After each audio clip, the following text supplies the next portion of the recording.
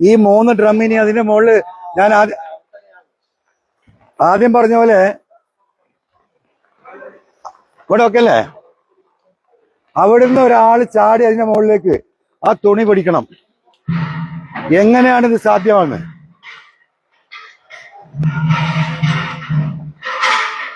ഒരാൾക്കും പറക്കുന്തളിക വരേണ്ടി വരും, പറക്കുന്തളിക.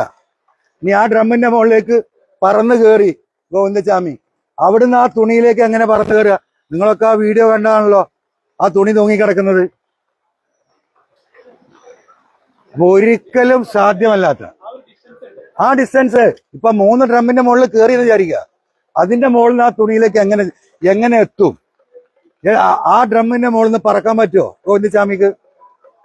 അപ്പൊ ഒരിക്കലും സാധ്യമല്ല, ഒരിക്കലും സാധ്യമല്ല.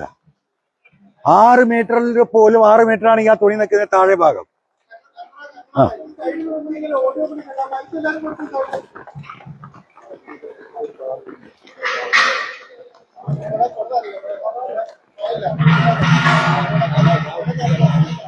ഓക്കെ അല്ലേ?